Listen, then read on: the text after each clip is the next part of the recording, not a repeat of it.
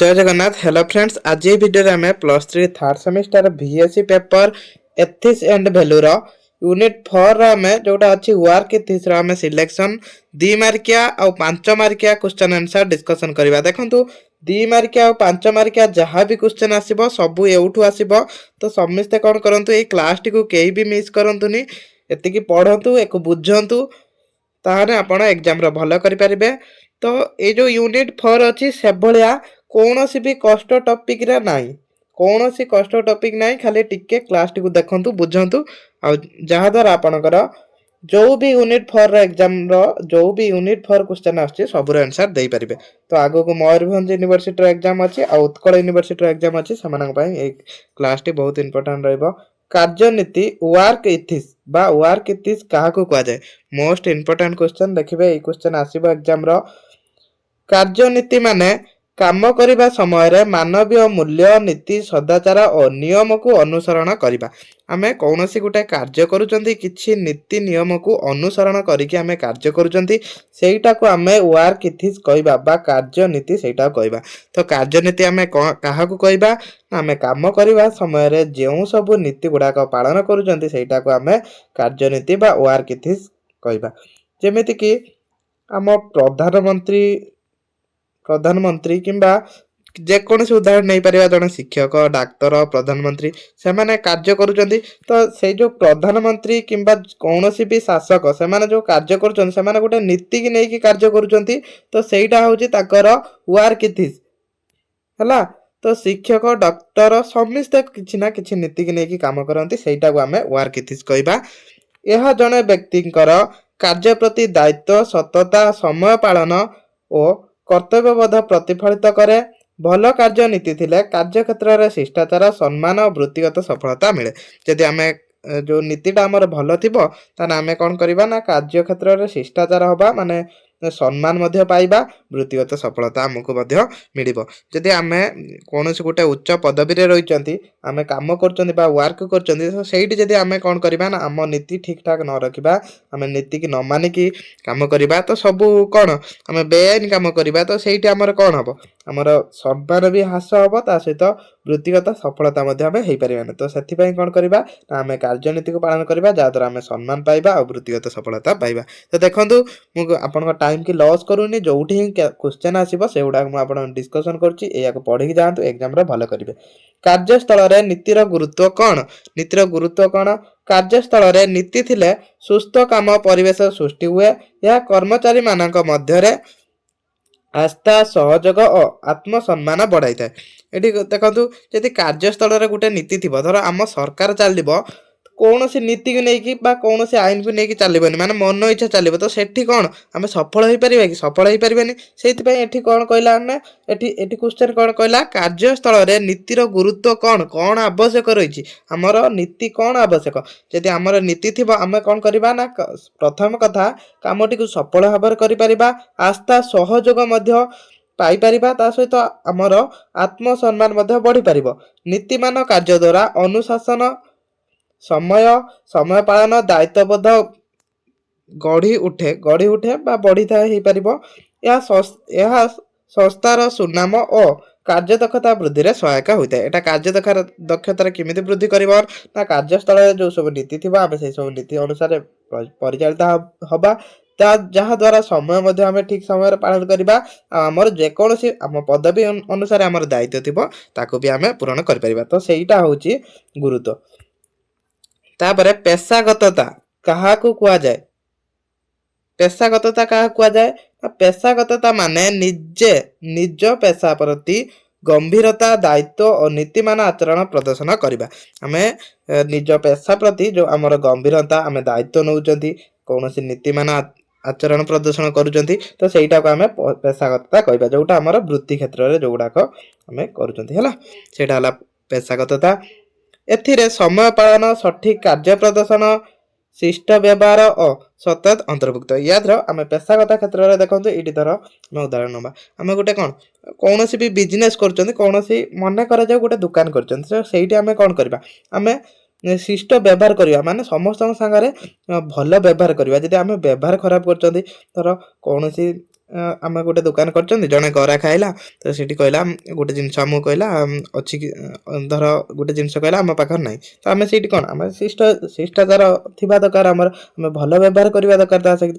ଯଦି ଆମେ ତାକୁ ନା ନାହିଁ ପଳା ଏଭଳିଆ କିଛି ଧର କ'ଣ ଚିଡ଼ିମିଡ଼ି କହିବା, ତ ସେଇଠି କ'ଣ ଆମର ଯେଉଁ ଶିଷ୍ଟାଚାର ଆମ ବ୍ୟବହାରଟା ଖରାପ ହେଇଯିବ।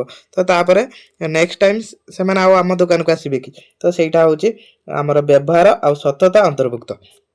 ଜଣେ ପେଶାଜୀବୀ ସଦା ନିଜ କାର୍ଯ୍ୟରେ ଗୁଣମାନ ଓ ସାମାଜିକ ଦାୟିତ୍ୱକୁ ଗୁରୁତ୍ୱ ଦିଅନ୍ତି। ଯେହେତୁ ଆମେ ସମାଜରେ ଆମର ବୃତ୍ତିଗତତା ଆମର ପେଶା ବୃତ୍ତି ଉତ୍ପାଦନ କରୁଛନ୍ତି, ତ ଆମେ କ'ଣ କରିବା ନା ସେଇଠି ସାମାଜିକ ଦାୟିତ୍ୱକୁ ଗୁରୁତ୍ୱ ଦେବା। ଆମର ସାମାଜିକ ଦାୟିତ୍ୱ କ'ଣ ରହୁଛି ସେଇଟା ଗୁରୁତ୍ୱ ଦେବା। ଦେଖନ୍ତୁ ଆମ ସାମାଜିକ ଦାୟିତ୍ୱ କ'ଣ, ଧର ଆମେ ଗୋଟେ ଦୋକାନ କରିଛନ୍ତି, ତ ସେଠି ଜଣେ ଆମକୁ ପାଣି ମାଗିଲା, ତ ସେଇଠି ଆମେ କ'ଣ ବୋତଲରେ ପାଣିଟେ ରଖୁଛନ୍ତି ଦେଉଛନ୍ତି, ତ ସେଇଟା ହେଉଛି କ'ଣ ଗୋଟେ ସାମାଜିକ ଦାୟିତ୍ୱ। ତାପରେ କାର୍ଯ୍ୟସ୍ଥଳରେ ପେଶାଗତ ନୀତିର ଆବଶ୍ୟକତା କାହିଁକି? କାର୍ଯ୍ୟସ୍ଥଳରେ କାହିଁକି ଆମର ପେଶାଗତ ନୀତିର ଆବଶ୍ୟକ ଅଛି? ଭଲ କ୍ୱେଶ୍ଚନ୍। ଦେଖନ୍ତୁ ପେଶାଗତ ନୀତି କାର୍ଯ୍ୟସ୍ଥଳକୁ ସୁସଂଗଠିତ ଓ ନିୟମିତ କରେ। ପେଶାଗତ ନୀତି କ'ଣ କରେ ନା ପେଶାଗତ କେଉଁ ନୀତିକୁ ବୁଝାଏ? କାର୍ଯ୍ୟ କଲାବେଳେ ଆମେ ଯେଉଁ ନୀତିକୁ ବ୍ୟବହାର କରିଥାନ୍ତି ସେଇଟା ହେଲା ଆମର ପେଶାଗତ ନୀତି। ଏଇଟା କ'ଣ କରେ ନା କାର୍ଯ୍ୟସ୍ଥଳକୁ ସୁସଂଗଠିତ କରିଥାଏ। ମନେ କରାଯାଉ ଆମେ ଗୋଟେ କାର୍ଯ୍ୟ କରୁଛନ୍ତି, ଧର ଗୋଟେ କାର୍ଯ୍ୟ କରୁଛନ୍ତି, ତାକୁ ଆମେ ପୂର୍ବରୁ କୌଣସି ନୀତି ନଥିବ ସେ କାର୍ଯ୍ୟର। ମନେ କରାଯାଉ ଆମେ ରାସ୍ତାରେ ଯାଉଛନ୍ତି, ତ ସେଠି କୌଣସି ନୀତି ନଥିବ, ଧର କିଏ ବାଁ ପଟରେ ଯିବେ ବାଁ ପଟରେ ଯିବେ କି ଡାହାଣ ପଟରେ ଯିବେ, କୌଣସି ନୀତି ନାହିଁ ବା କୌଣସି ଆଇନ ନାହିଁ। ସେଇଠି କ'ଣ ହେବ? ସେଇଠି ମନ ଇଚ୍ଛା ଆପଣ ରାସ୍ତାର କିଏ ମଝିରେ ଯିବ, କିଏ ବାଁ ସାଇଡ଼୍ର କିଏ ଡାହାଣ ସାଇଡ଼୍ର, ଏମିତି କ'ଣ ସେପଟରୁ ଆସୁଥିବ ଗାଡ଼ି, ଏପଟରୁ ଆପଣ ଯିବେ, ତ ଏମିତି ହେଇ କ'ଣ ଆକ୍ସିଡେଣ୍ଟ ହେବ। ସେଥିପାଇଁ କିଛି ନୀତି ଦରକାର। ସେମିତି ପେଶାଗତ କ୍ଷେତ୍ରରେ ମଧ୍ୟ ଆମକୁ କିଛି ନୀତି ଆବଶ୍ୟକ ହେଇଛି, ଯାହାଦ୍ୱାରା କ'ଣ ହେବ ନା ସୁସଂଗଠିତ ଆଉ ନିୟମିତ କରେ। ଏଇଟା ଆମେ ଗୋଟେ କାର୍ଯ୍ୟକୁ ନିୟମ ଭାବରେ କରିବା। ଧର ଶିକ୍ଷକ ସେ ନିୟମିତ ଭାବରେ କ'ଣ କରିବେ? କ୍ଲାସ୍ରେ ପାଠ ପଢ଼ାଇବେ। ତ ସେଇଭଳି ଏଠି କେବଳ ଶିକ୍ଷକ ନୁହେଁ, ପେଶାଗତ ସବୁ କଥା କୁହାଯାଉଛି। ଏହା କର୍ମଚାରୀମାନଙ୍କୁ ସଠିକ୍ ଦିଗ ନିର୍ଦ୍ଦେଶ ଦେଇଥାଏ। କର୍ମଚାରୀମାନଙ୍କୁ ସଠିକ୍ ଦିଗ ନିର୍ଦ୍ଦେଶ ଦେଇଥାଏ କ'ଣ ନା ତାଙ୍କ କର୍ମଚାରୀମାନଙ୍କୁ ତାଙ୍କର ନୀତି ତାଙ୍କର କାର୍ଯ୍ୟ କେଉଁଟା ସେଇଟା ଦର୍ଶାଇଥାଏ। ତ ସେ ସମସ୍ତେ ନିଜ ନିଜ କାମକୁ କରିଥାନ୍ତି। ଯେମିତି ଗୋଟେ ସ୍କୁଲର କ'ଣ ସେଠି ପିଅନ ତାଙ୍କ କାମ କରନ୍ତି, ରୋଷେଇଆ ତାଙ୍କ କାମ କରନ୍ତି, ତା ସହିତ ଶିକ୍ଷକ ମଧ୍ୟ ତାଙ୍କ କାମ କରନ୍ତି। ତ ସେଇଟା କ'ଣ ତାଙ୍କ ନୀତି ଥାଏ, ତାଙ୍କ କାର୍ଯ୍ୟ ଥାଏ, ତ ସେଇ ଅନୁସାରେ କରନ୍ତି। ସେଇଟା ନୀତିଟା କ'ଣ କରେ ସେଇଟାକୁ ସେଇ ଦିଗଟା ନୀତି ଦେଖାଇଥାଏ। ନୀତି ଥିଲେ ଦୁର୍ନୀତି ପକ୍ଷପାତ ଅବନୀତିମୂଳକ କାର୍ଯ୍ୟ ରୋକାଯାଏ। ଏହାଦ୍ୱାରା ସଂସ୍ଥାର ବିଶ୍ୱସନୀୟତା ଓ ଲୋକମାନଙ୍କ ଅବସ୍ଥା ବୃଦ୍ଧି ପାଏ। ଏହାଦ୍ୱାରା କ'ଣ ହେବ? ଲୋକଙ୍କ ବିଶ୍ୱାସ ମଧ୍ୟ ବୃଦ୍ଧି ପାଇବ। ବିଶ୍ୱସନୀୟତା କାହାକୁ କୁହାଯାଏ? ଇଏ ସବୁ ୱାର୍କ ଇଥିକ୍ସର ଯାଏ ହେଲା। ୱାର୍କ ଇଥିକ୍ସର ଇଏ ସବୁ ହେଉଛି ଗୋଟେ ଗୋଟେ ନୀତି। ଯଦି ବି ୱାର୍କ ଇଥିକ୍ସର ନୀତି ପଚାରିଲା ତ ଏକୁ ବି ପଏଣ୍ଟ କରିକି ଲେଖିବେ। ତ ଏଗୁଡ଼ା ସବୁ 2 ମାର୍କ ଆକାର ଦିଆଯାଇଛି। 2 ମାର୍କିଆ 5 ମାର୍କିଆ ଏଇଭଳିଆ ଆସିବ ହେଲା। ଏ ସବୁ 2 ମାର୍କିଆ 5 ମାର୍କିଆ କ୍ୱେଶ୍ଚନ୍। ଦେଖନ୍ତୁ 2 ମାର୍କିଆ ଯଦି ପଡ଼ୁଛି ଏତିକି ଆନ୍ସର୍ ଲେଖିବେ, 5 ମାର୍କିଆ ବି ଏଇ କ୍ୱେଶ୍ଚନ୍ ଆସିବ, ତ ଏକୁ ଲଙ୍ଗ କରିକି ଲେଖିପାରିବେ।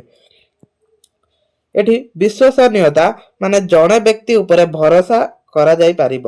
ଏଇଟା କ'ଣ ବିଶ୍ୱସନୀୟ ମାନେ ଆମେ କାହାକୁ ବିଶ୍ୱାସ କରୁଛନ୍ତି, ସେଇଟା କ'ଣ ଅନ୍ୟ ଉପରେ ଭରସାକୁ ବୁଝାଏ। ଖାଲି ଏତିକି ମନେ ରଖନ୍ତୁ, ଅନ୍ୟ ଉପରେ ଭରସାକୁ ବୁଝାଏ। ଜଣେ ବିଶ୍ୱସନୀୟ କର୍ମଚାରୀ ସମୟରେ କାମ ସମ୍ପୂର୍ଣ୍ଣ କରନ୍ତି ଓ ଦିଆଯାଇଥିବା ଦାୟିତ୍ୱକୁ ସଠିକ୍ ଭାବରେ ପାଳନ କରନ୍ତି। ଏଇଠି ଗୋଟେ ଉଦାହରଣ ଦେଉଛି ଦେଖନ୍ତୁ। ପ୍ରାୟ ଦେଖନ୍ତୁ ଧର ଶିକ୍ଷକ କ'ଣ କରିଥିବେ ନା ଗୋଟେ ପିଲାଙ୍କ ଉପରେ ଯେକୌଣସି କାର୍ଯ୍ୟ ହେଉଛି, ହଁ ସେ କରିଦେବ, ମୁଁ ଜାଣିଛି, ହଁ ସେ କରିଦେବ ଏ କାମଟା। ତ ସେଇଠି କ'ଣ ଥାଏ? ତାଙ୍କର ବିଶ୍ୱସନୀୟତା ଥାଏ। ସେଇଟା ହେଉଛି ଏଠି କୁହାଗଲା।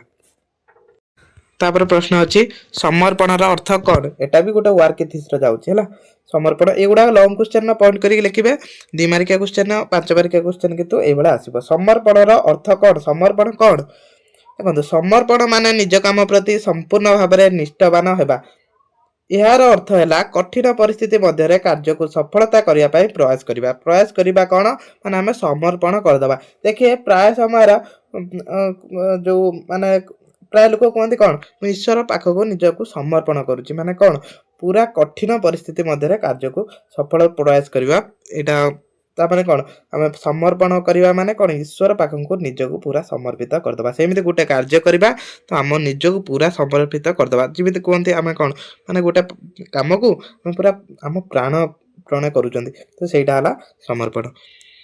शिष्टाचार काहींकि आवश्यक शिष्टाचार काहींकि आवश्यक शिष्टाचार माने नियम नीति श्रृंखला पालन करवा देखो जी जी शिष्टाचार जार थी से कौन करेंगे नियम नीति श्रृंखला पालन करेंगे देखिए जो प्राय कॉलेज और स्कूल आप देखिए शिक्षक मैंने कौन कहते ए पिलाटार शिष्टाचार ना कि कौन आप कौन नीति कि नियम पालन करना कि श्रृंखला पालन करना माने क्लास चलती आप पार्टी कर तो से कौन कहते शिक्षक आपंकर शिष्टाचार ना कि तो से शिक्षक कहते शिष्टाचार ना कि तो सहीटा हूँ कौन ना नीति श्रृंखला पालन करवा जदि जड़े शिष्टाचारी मनुष्य कौन करे ना सी सठिक नीति नियम और श्रृंखला पालन करें कार्यस्थल में शिष्टाचार थिले काम सुचारू भाव में हुए या असमय अनुशासनहीनता और अव्यवस्था को रोके एटा कौन करे ना कामटा ठीक असमय माने कौन कामटा ठीक समय सरे सहित सठिक भाव में कामटा होता है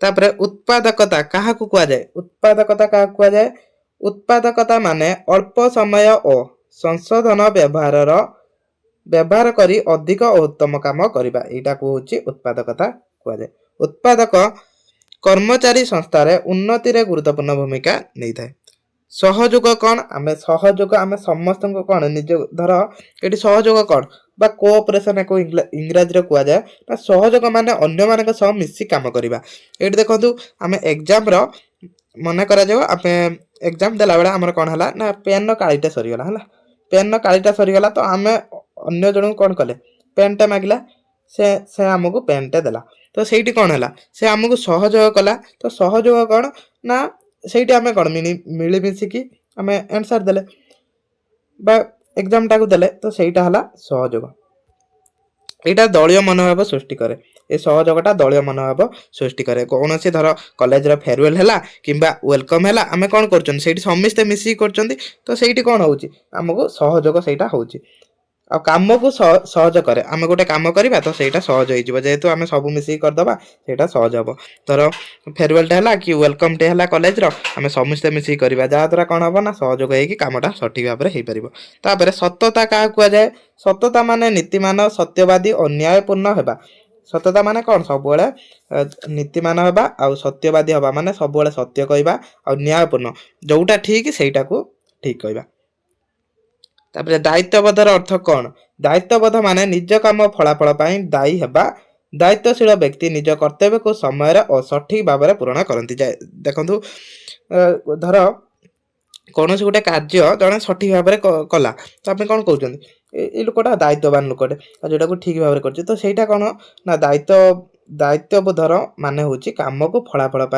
दायी हेबा है यहाँ कौन हुए ना समय आ ठीक भाव में पूरण करती से दायित्वबोध माना माने तापर टाइम मैनेजमेंट कौन बा समय परिचालना टाइम मैनेजमेंट कौन समय परिचालना माने समय को सठिक भाव में व्यवहार करबा यह काम चाप कमाए एवं कार्य को सफल करे आमे जदि गोटे रूटीन करिकी मन कर जाओ आमे पढुचंती एठी काम कथा देइछि आमे कोन पढुचंती धर गोटे रूटीन कर देले तो सेही रूटीन अनुसार आमे कोन कले ना सिलेबस को आमे कवर कले तो हमर आमे जानिले हमर 6 टी सब्जेक्ट अछि एया सिलेबस अछि तो सेही अनुसार टाइम को आमे मैनेज करिबा जेहेतु हमको पाखर 6 मास टाइम अछि तो आमे ताकू मैनेज करिबा सेही अनुसार टाइम मैनेज करिके आमे कोन करिबा ना रूटीन करिके पढिबा सेहीटा होछि टाइम मैनेजमेंट तापरे दायित्ववाहिता क्या कह जाए तो ये सब क्वेश्चन आसो जो गुड़ा सिलेक्शन अच्छी तो से गुड़ाक ये आपको प्रोवाइड कराऊँगी विविधता प्रति सम्मान कहीं आवश्यक यहाँ मोस्ट इंपोर्टाट भल कथा कहला विविधता प्रति सम्मान माने विभिन्न जाति धर्म भाषा और संस्कृति ग्रहण करवा या सामाजिक समन्वय बढ़ाए आम देश देखो भारत अनेक जाति अच्छी अनेक धर्म अच्छी अनेक भाषा अच्छी अनेक संस्कृति अच्छी आम ओडिशा कथा जब कह आम ओडिशा तो अनेक संस्कृति अच्छी अनेक जाति अच्छी तो से सब कौन विविधता बा भेदभाव अच्छी ता सहित आम कौन करवा ना समस्ते सामाजिक समन्वय आनिबा सबु संस्कृति के आम ग्रहण करवा समस्त सम्मान करवा सबु धर्म को सम्मान करवा सबु जाति को सम्मान करवा कौन सी भेदभाव करवानी या द्वारा कौन हम आम समाज उन्नति बढ़िबो तो यहाँ है विविधता सम्मान है लिंग संवेदनशीलता क्या कहुए मोस्ट इंपोर्टाट क्वेश्चन देखो लिंग संवेदनशीलता माने पुरुष और नारी सम्मान मर्यादा सम्मान सुजोग प्रदान करवा माने पुरुष नारी को आम कौन करवा ना कौन सी भेदभाव करवानी सबू सम्मान सुविधा सुजोग प्रदान करवा कार्यस्थल कि शिक्षा प्रतिष्ठान में कौन सी लिंग भित्तिक भेदभाव न करने को लिंग संवेदनशीलता कहुए कौन सी लिंग को लेकिन आम कौन सी भेदभाव करवानी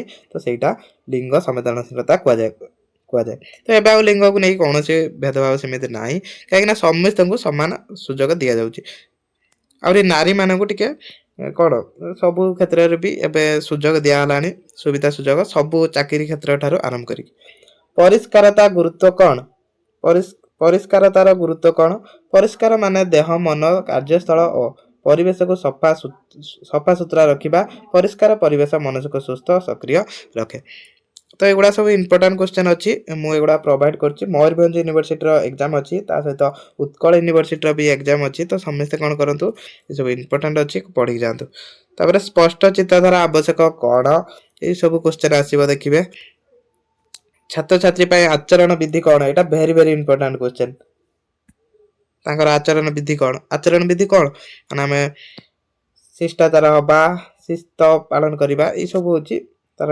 ये देखो से शिक्षक प्रति सम्मान दबा आम शिक्षक को सम्मान दबा सहपाठी भल व्यवहार करवा नीतिमान आचरण अनुसरण करवा से सब आचरण विधि माने कौन आमर नीति नियम शिक्षक नीति संहिता कौन ये दुटा मोस्ट इंपोर्टाट क्वेश्चन आसो तापर व्यवसाय पेशाजीवी पेशागत नीति कौन डाक्टर नीतिर गुरुत्व कौन देखो डाक्तर छात्र शिक्षक एंकर नीतिटा बेस इंपोर्टाट रही देखिए आसो आईनजीवी आचरण विधि कौन जी क्वेश्चन दिखाई से पढ़ु कौन अच्छी अधिक क्वेश्चन पढ़ा दरकार नहीं याद ही सब पलि आसो क्वेश्चन खाली टी 5 मार्क आसे ना एगुड़ा लंग करके लिखे एटा पढ़े प्रायतः एटा पढ़ी न पारे